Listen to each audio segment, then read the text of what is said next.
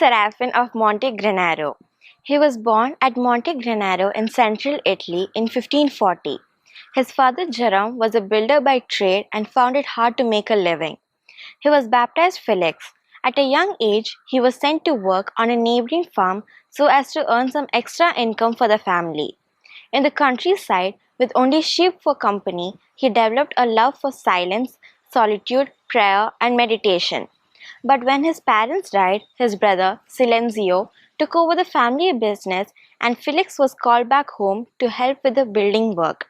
He was, however, a clumsy young man, totally incapable of learning any of the building skills which his brother tried to teach him. Even as a mere hod carrier, his innate clumsiness got the better of him and he was regularly scolded and badly beaten by his bad-tempered older brother.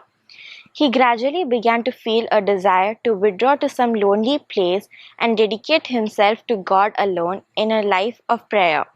Lois Venusi, a girl from nearby Loro Pisano, suggested he could find such a life with the newly established Capuchin Friars Minor, who had a friary at Tolentino not very far away. And so Felix, then 16-year-old, made his way to the Capuchin friary and asked to be admitted to the order. His request was refused then, but he tried again 2 years later in 1558, and this time he was admitted. Now known by the religious name of Brother Seraphin of Montegranaro, he spent his novitiate year of Jesse Novitiate Friary, and 1 year later he made perpetual profession there. Despite his high hopes and intense prayer life, things did not go smoothly.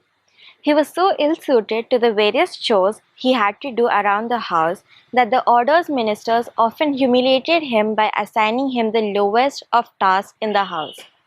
He himself used to say that the way to go up was by the way of descending below. He lived for a short time in many of the province's local fraternities. Finally, around 1589, he was moved to Ascoli Piceno, where he spent the last 15 years of his life.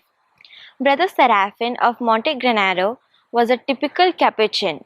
He was indeed a man of prayer, a brother of people, an evangelizer of poor.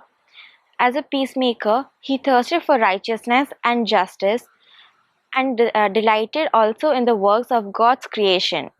His clothing and the objects he used, such as his rosary beads, were made from the poorest materials.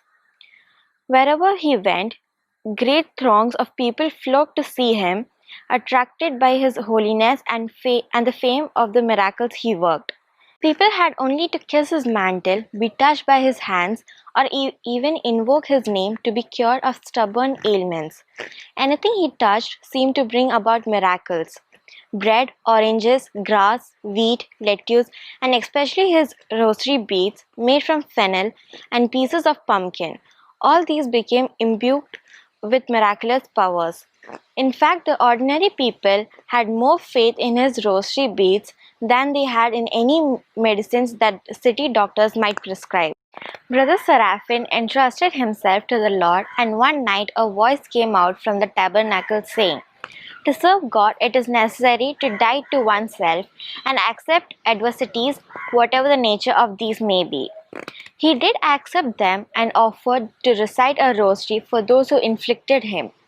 The familiar voice from the same tabernacle assured him, saying, "Your prayers for those who mortify you are most pleasing to me. I am ready in exchange to grant your every grace."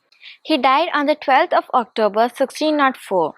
After hearing the news of his death spread by the children of the town, throngs of citizens rushed to the friary to bid him a last farewell. It is said that a sweet odor emanated from his corpse, which had hardly been buried. His remains, encased in a wax effigy, lie today enshrined in Ascoli Piceno's Capuchin Friary Church. He was canonized by Pope Clement XIII on the 16th of July 1767. Holy Trinity, one God, have mercy on us. Holy Mary, Pray for us. Saint John the Baptist, pray for us. Saint Peter, Pray for us. Saint Paul, Pray for us. Saint Matthew, Pray for us. Saint Mark, Pray for us. Saint